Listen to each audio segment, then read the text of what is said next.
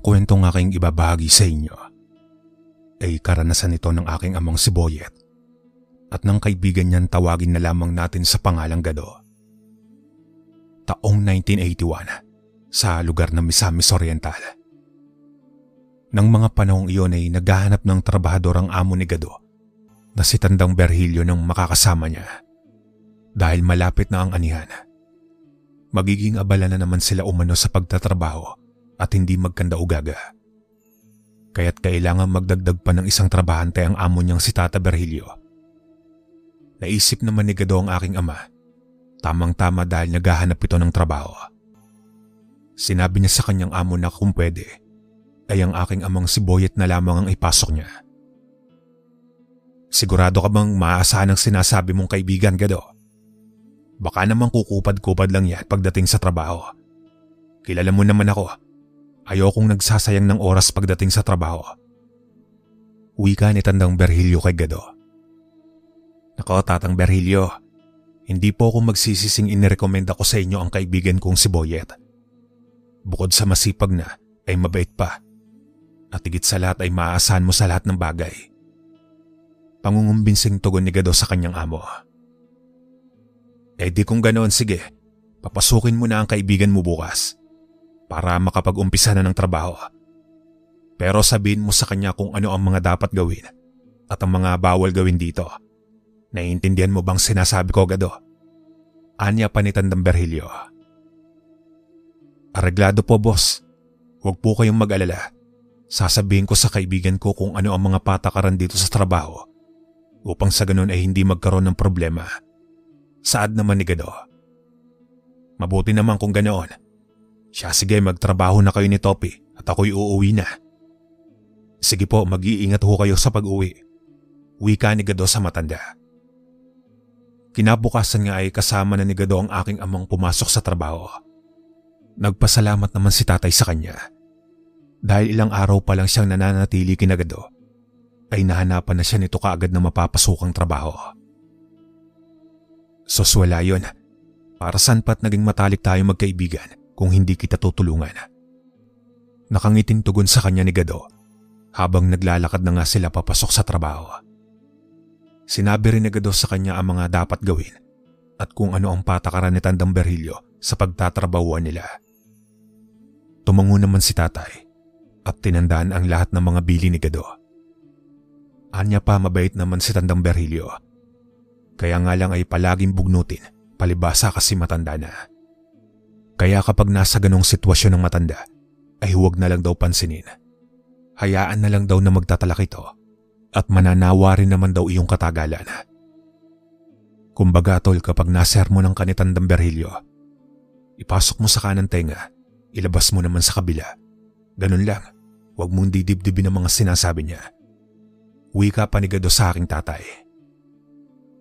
Huwag kang mag-alala, Gado. Walang problema sa akin yon. Palagi kong tatandaan ang mga sinasabi mo. Tugon naman ni tatay. Naging maayos naman ang unang araw ng pagtatrabaho ni tatay. Habang nagtatrabaho siya ay naroroon si Tatang Berhilyo at alam niyang pasimpleng pinagmamasdan ng matanda ang kanyang ikinikilos. Hindi niya naman binigo ang kaibigan niya dahil lahat ng iniutos ng matanda ay mabilis niyang sinusunod. Hindi nga naglaon ay nakuha niya ang loob ng amo nilang matanda. Naging mabait na ito sa kanya, di gaya nung unang napakasungit nito kung mag-utos. Isang araw noon, kasalukuyan siyang naghahakot ng mga sako-sakong palay at inilalagay sa kamalig.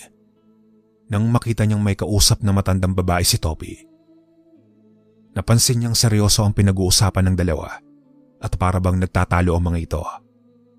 Pero sa mahinang boses lang, at halatang nag-iingat ang dalawang walang makarinig. Panay rin ang pagtingin sa kanya ni Topi. Sa tuwing napapadaan si tatay malapit sa kinatatayuan ng dalawa, na para bang inaalam nito kung naririnig niya ba ang usapan ng dalawa. Inakala ni Tatay Boyet na tiyahin o nanay ng kasama niyang si Topi ang matandang kausap nito. Kung kaya't medyo lumayo siya ng bagya dahil ayaw niyang marinig ang pinag-uusapan ng dalawa. Sa pagdaan ng ilang minuto ay umalis na ang matanda. Noong medyo makalayo na iyon, ay saka pa lamang nag-umpisang maghakot muli ng palay si Topi. Par, nanay mo ba yung kausap mo? Tanong ni Gado kay Topi. Ha, tiyahin ko lang yon. May ibinilin lang sa akin. Nakalimutan niya raw kasing bilhin ang ipinabibili ng nanay ko. Kaya ako na lang daw ang bumili mamaya. Tugon ni Topi kay Gado. Pero tila hindi naman kumbinsido si Gado sa naging sagot ni Topi. Kaya marahang tumangu-tango na lamang siya at ipinagpatuloy na ang ginagawa. Sa paglipas ng mga oras ay nakita ni tatay na parang hindi mapakali si Topi. Panay ang pagkamot nito sa buong katawan at sunod-sunod rin ang pagdura ng laway. Kaya nilapitan niya ang kasamaan at tinanong kung ayos lang ba ito. Tumango naman si Topi at walang pag-aalinlangan nagwika na ayos lang daw siya. Huwag na raw siyang pansinin at ipagpatuloy niya ni tatay umano ang ginagawa. Sigurado ka bang ayos ka lang talaga? Para kasing namumutla ka, Topi. Tsaka tignan mo yung braso mo. Puro pantal na. Mukhang nahigit ka pa yata.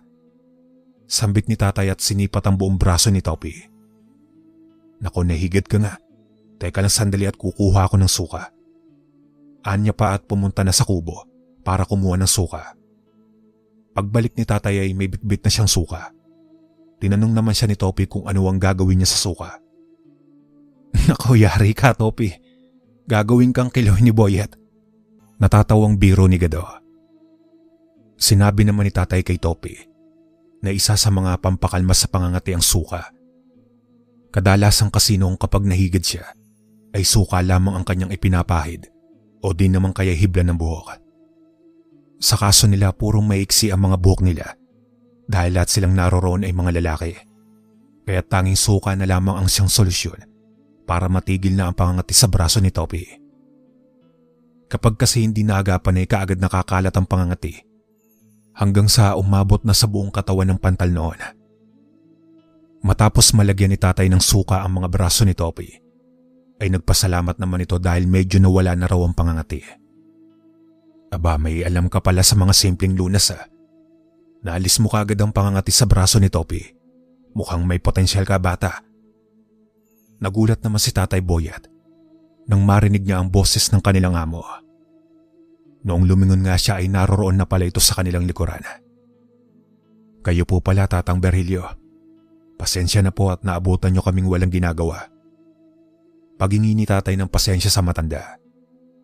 Itinaas naman ng matanda ang kamay niya at ikinumpas. Bilang pagpapahiwatig na ayos lamang umano yun. Sinabi rin itong hindi nito akalain na may kaunting kaalaman pala si tatay pagdating sa gamutan sa mga simpleng karamdaman. Sinabi naman ni tatay na natutunan niya lang iyon sa kanyang lolo. Dahil nakikita niya kasing nanggagamot iyon, kaya't paminsan-minsan ay ginagaya niya ang simpleng pamamaraan sa gamutan ng kanyang abuelo sa tuwing nakakaramdam siya ng hindi maganda sa katawan. Siya nga pala, gusto ko kayong isamang 3 sa Biyernes. May dadaluhan akong piging. Ayos lang ba sa inyo kung isasama ko kayo? Natuwa naman si Gado nang marinig niya ang sinabi ng matanda at tinanong niya kung saan ito pupunta. Sinagot naman si Gado ng matanda na huwag ng maraming tanong pa at sumama na lamang silang 3 dahil paniguradong mabubusog sila. O paano, hihintayin ko na lang kayo sa bahay ah. Agahan niyo ang pagpunta para maaga-aga tayo makaalis. Wika sa kanila ni Tatang Berhilio bago ito naglakad paalis. Nang makalayo-layo na ang matanda ay pinagpatuloy na nila ang ginagawa. Habang nagtatrabaho sila, ay napapaisip ang aking ama kung bakit parang kakaiba ang ikinikilos ni Tatang Berhilio kaysa sa pangkaraniwang matanda. Simula kasi nang pumasok sa trabaho ang aking ama, ay nakikita niya itong nagbubuhat rin ng sako-sakong palay at ang ibang mga nakasakong gulay gaya na lamang ng kalabasa. Kung minsan pa nga ay 2 sako ng gulay o palay ang sabay-sabay nitong binubuhat na parang wala lang iyong kay Tatang Berhilio. Ni hindi man lang niya nakita ito na nabibigatan sa binubuhat o napapagod man lang. May mga pagkakataon pa nga na nakikita ni tatay na buhat-buhat ni Tatang Berhilio ang malaking putol na puno ng kahoy patungo sa kamalig nito. Gulat at pagkamangha ang kanyang naramdaman dahil hindi niya akalain na kayang-kaya nitong buhatin iyon at para bang nagbuhat lamang ng papel ang matanda. Anya pa ay kamangha-mangha ang kakaibang ipinapakita ng matanda. Dahil kung tutuusin ay nasa edad 60 na ito. Pero kung kumilos ay aakalain mong nasa edad 40 pa lamang. Minsan na rin naitanong sa kaibigan niyang si Gado kung ano ang sikreto ng amo nila. Bakit kung titignan mo kapag nagtatrabaho si Tatang Berhilyo ay napakatikas kumilos at mas malakas pa kaysa sa kanilang mga kabinataan. Hindi raw ba ito nagtataka sa matanda? Sinagot naman siya ni Gado na maging ito man ay iyon din ang mga katanungan na mumutawi sa isipan. Subalit hindi na lamang pinag-aksayan pa ng panahon ni Gado ang kakaibang mga ikinikilos ng matanda kapag nasa oras na ng trabaho. Dahil mahigpit na kabilin-bilinan pa naman sa kanila ng matandang si Berhilyo. Kapag nasa oras na ng trabaho, ay dapat itoon lamang sa mga gawain ng atensyon at huwag sa kung ano-ano pang mga bagay.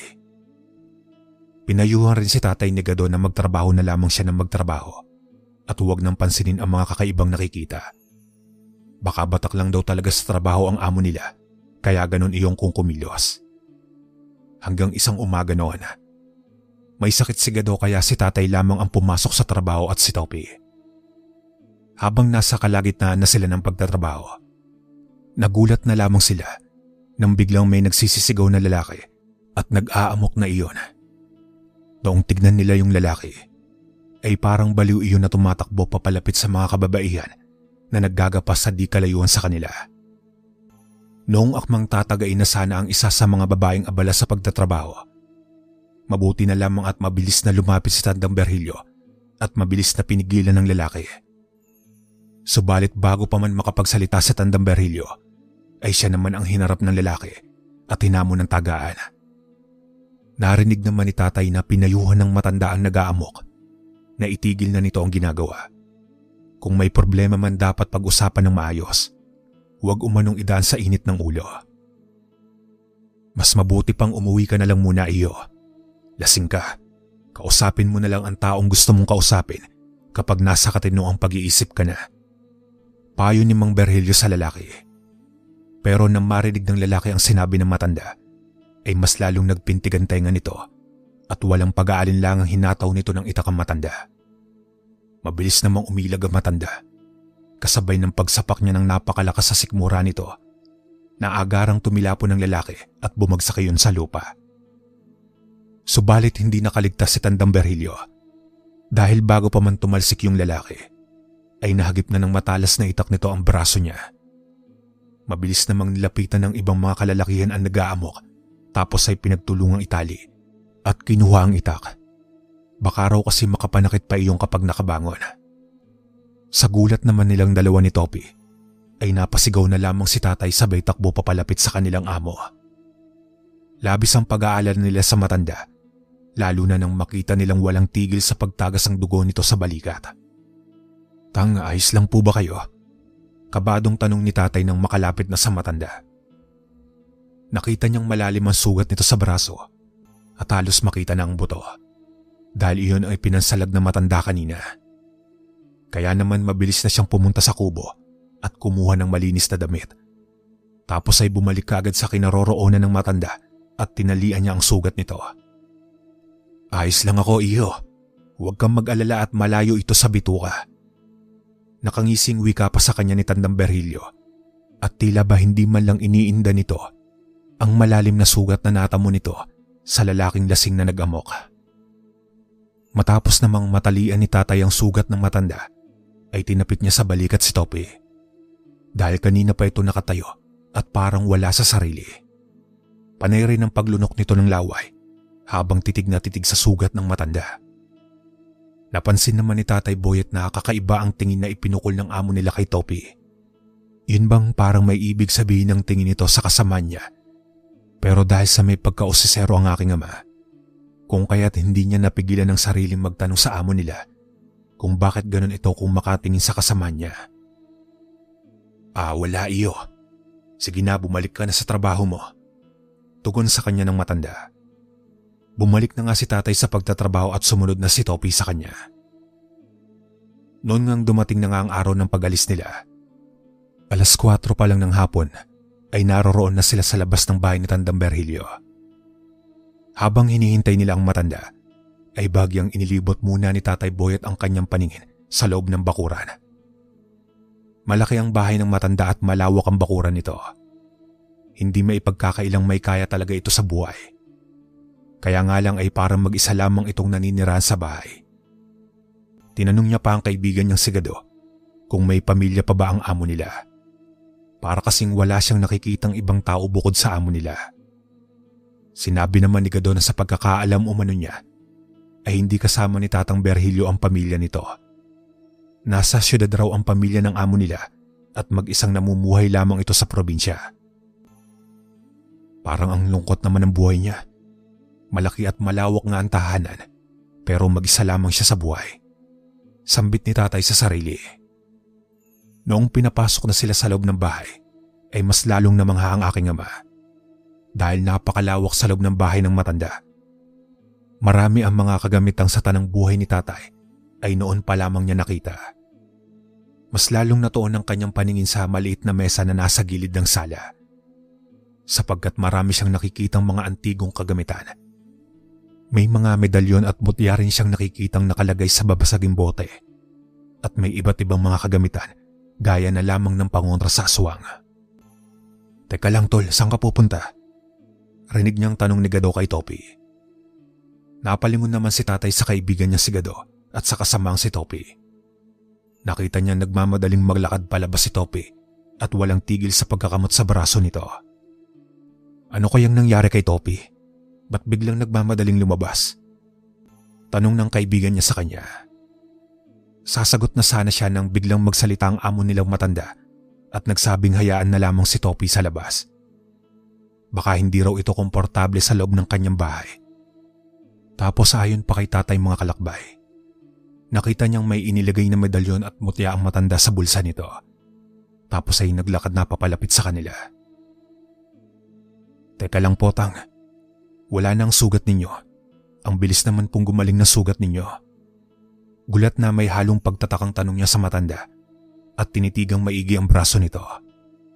Makahulog ang ngiti lang naman ang ipinukol ng matanda kay Tatay. Tara na, umalis na tayo. Wika pa nito at inaya na nga silang lumabas ng bahay. Makaraan ng ilang minutong paglalakad ay sinuong na nila ang masukal at liblib na daanan. Tatang Berhilyo, saan po ba tayo pupunta? Akala ko po ba sabi ninyo sa Piging tayo pupunta? Pero bakit parang pupunta yata tayo sa kabundukan? Reklamong wika pa ni Gado. Samantalang si Topi naman ay tahimik lamang na nakasunod sa kanila. At kung hindi kakausapin o tatanungin, ay hindi ito sasagot. Lagi rin itong nagpapahuli sa paglalakad. Malayo pa po ba tayo, Tatang Berhilyo? Muling tanong ni Gado rito. Ano ka ba namang bata ka? Kanina ka pa tanong ng tanong riyan. Sumunod ka na lamang at huwag nang magtanong pa. Hindi na nga nagtanong pa si Gado. Sumunod na lamang siya ng paglalakad.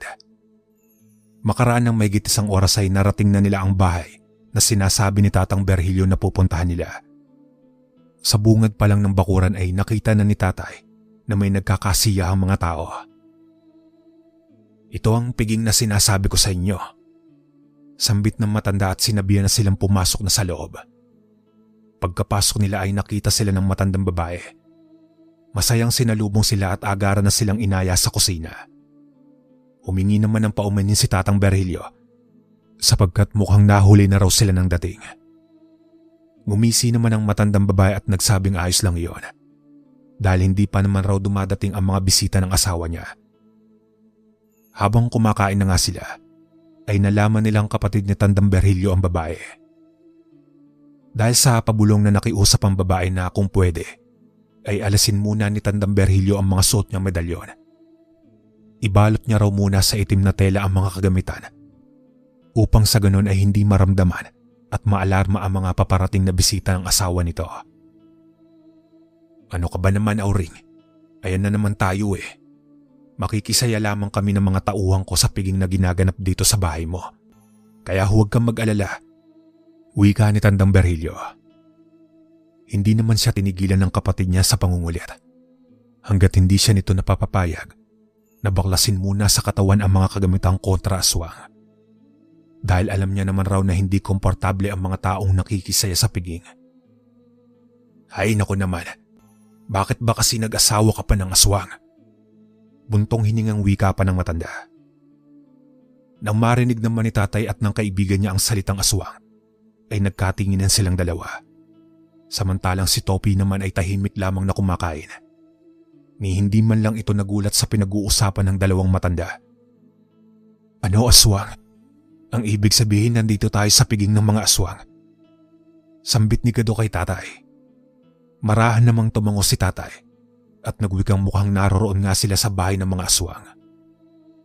Matapos naman baklasin ni Tandang Berhilyo ang kagamitan, ay ibinalot niya iyon lahat sa kulay itim na panyo na may mga nakaukit na letra.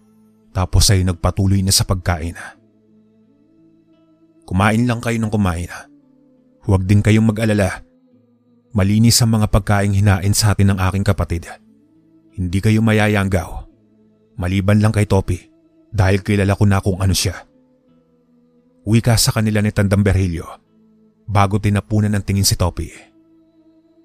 Nang mga sandaling iyon ay naguguluhan na silang magkakaibigan kung ano nga ba ang pinagsasasabi ng amo nila. Mawalang galang na po Tatang Berhilyo. Maaari niyo po bang sabihin sa amin kung ano nga ba talaga ang nangyayari? Kasi kanina narinig ko ang tungkol sa antingero tsaka sa aswang. Seryosong tanong ni Gado sa matanda. Tsaka sino po ba talaga kayo? Bakit parang ilag na ilag ang mga taong nakakasalubong natin papasok dito? Maski nga asawa ng kapatid nyo, halos ayaw kayong harapin, parang natatakot yata sa inyo. Dagdag niya pang saad.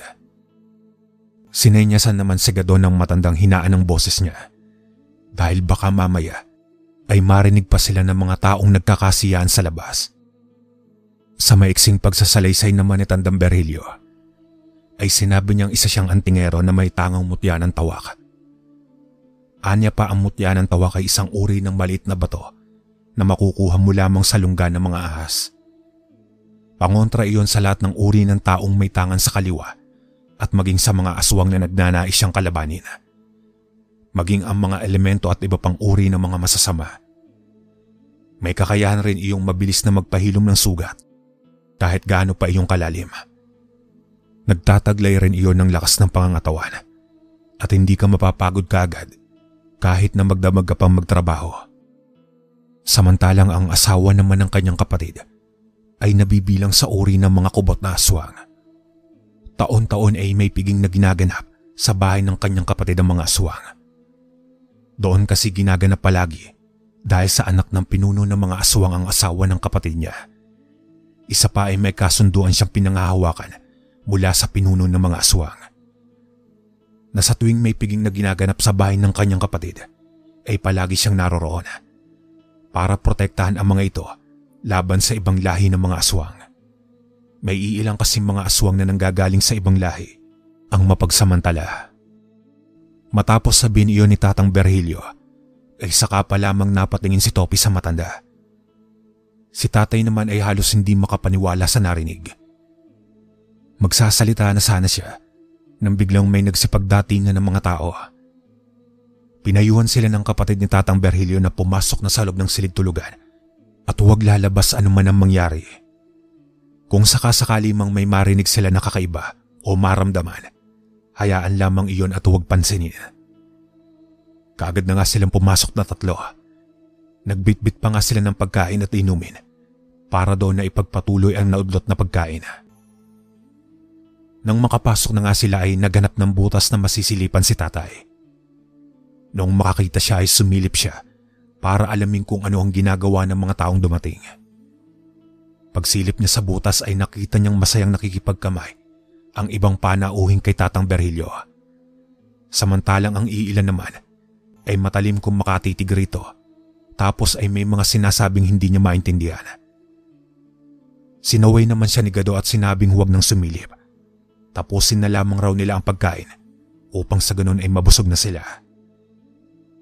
Sa paglipas nga ng mga oras at sumapit na ang gabi, doon na nakaramdam ng kakaibang presensya si tatay.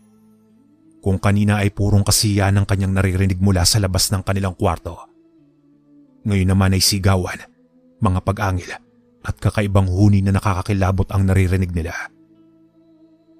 Maya-maya pa ay narinig niyang sumigaw si Tatang Berhilio at mukhang may pinapagalitan ito sa labas. Kaya naman sinilip niya uli kung ano ang nangyayari. Noon ngang makasilip na si tatay, ay nanlaki ang kanyang mga mata at nagsipagtayuan ang kanyang mga balahibo. Dahil nakita niya na nanlilisik ang mga matang namumulang nagbabaga ang kaharap ni Tandang Berhilio sa labas ng bahay. Kakaiba rin ang wangis noon at halos hindi maipaliwanag ni tatay. Wala kang galang. Pinakain ka na at iniste mo ng maayos. Gusto mo pang gumawa ng gulo rito. Galit na bulyaw ni Tatang Berhilio. Huwag na kayong makisali rito. Ako na ang bahalang kumastigos sa aswang na to. Ang lakas ng loob niya makihalubilo sa inyo. Samantalang hindi naman siya kauri ninyo. Ang buong akala niya siguro ay hindi ko siya makikilala. Wikang muli ng matanda at inilabas na nga ang kanyang daladalang buntot ng pagi. Nagsipag-atrasa naman ang ibang mga nilalang na para bang takot na takot ang mga iyon na masayaran ng buntot ng pagi. Nang mailabas na nga ng antingerong matanda ang buntot ng pagi, ay umangil ng napakalakas ang aswang, kasabay ng mabilis ang pagsugod sa kanya. Subalit mabilis na umilag ang antingerong si Tatang Berhilio. Pagkatapos ay inihambalos niya ng napakalakas ang bitbit niyang buntot ng pagi sa aswang. Galit na galit ang aswang at sandaling napaatras. Pero sa pagkakataong iyon, ay hindi na nagsayang pa ng oras ang antingero at siya na ang sumugod sa aswang. Sa pagsugod ni Tatang Berhilio, ay walang pagdadalawang isip na sinakal niya ang aswang gamit ang buntot ng pagi. Nagpupumiglas naman ang aswang at pilit na pinagkakakalmot siya. Subalit kahit anong gawin ng nilalang na pagpupumiglas, ay mas lalo lamang hinihigpitan ni Tatang Berhilio ang pagkakasakal ng buntot ng pagi. Tapos ay hinugot niya mula sa bulsa ang bensol at walang habas na itinarak niya ng paulit-ulit iyon sa nilalang hanggang sa tuluyan na itong malagutan ng hininga. Matapos ang kaganapang iyon ay dahan-dahan ang bumalik sa normal ang buong paligid. Ayos lang ba kayo rito? Tanong sa kanila ng antingerong matanda nang silipin sila sa silid na tinutuluyan. Tumango naman sila magkaibigan. Subalit si Topi ay tahimik lamang itong nakaupo ng tuwid sa gilid ng higaan habang nakayukot parang sumisingot-singot at nanginginig ang ulo na parang may sakit. Nalinti ka na, sambit ni Tatang Berhilio at nagmadali nang pumasok sa kwarto habang may binabanggit ng mga katagang hindi maintindihan ni tatay. Tapos ay iniihip iyon sa katawan ni Topi. Matapos gawin iyon ng matanda ay nawalan ng ulirat si Topi. Nagulat naman si tatay, kaya't tinanong niya ang matanda kung ano ang ginagawa nito. Bakit biglang hinimatay ang kasama nila? Sinabi naman ni Tatang Berhilio na pampakalma lamang ang inusal nitong orasyon. Huwag umanong mag-alala si tatay dahil nakatulog lamang si Topi at walang nangyari sa kanyang masama. Gigising rin niyan. Pinakalma ko lang ang nilalang na nagnanais lumabas sa kanyang katawan dahil hindi nila pwedeng makita ang totoong katauhan ng kasama ninyo. Dagdag pang sad ni Tatang Berhilio. Tinanong naman siya ni tatay kung ano ang ibig sabihin niya tungkol kay Topi. Isa-isa namang ipinaliwanag ni Tatang Berhilio sa aking ama at kay Gado ang tungkol sa katauhan ni Topi. Ayon pa rito, unang tingin niya palang kay Topi ay nararamdaman niya na isa itong aswang. Kaya noong nakiusap sa kanya si Topi na kung matutulungan niya ba itong alisin ng pagiging aswang, ay hindi na siya nag-alinlangan tulungan ito. Dahil nakikita niya sa presensya ni Topi na kahit may lahi itong aswang, ni minsan ay hindi pa ito nakagawa ng masama o nakapanakit ng tao. Nababasa niya rin sa presensya ni Topi na desidido itong malis ang pagiging aswang. Kaya't maaari niya pang alisin ang nilalang na nakabaon sa sikmura nito. Kaya nga sa tuwing wala silang trabaho, ay palihim na pumupunta si Topi sa bahay niya dahil sa ginagawa nilang proseso sa panggagamot. Hindi naman makapaniwala si tatay sa narinig niya dahil hindi niya lubos akalain na napapaligiran pala sila ng mga kababalagan. Marahil ay nabasa ng antingero ang nasa isipan ni tatay kung kaya tinapik siya nito at huwag daw mag-alala dahil walang mangyayaring masama sa kanya at kay Gado. Noon ngang makauwi na sila, ay naging kampante na si tatay. Nagtagal pa siya sa pinagtatrabahuhan niya ng ilang taon bago sila umalis na magkaibigan. Hanggang dito na lang po ang aking kwento mga kalakbay. Maraming salamat.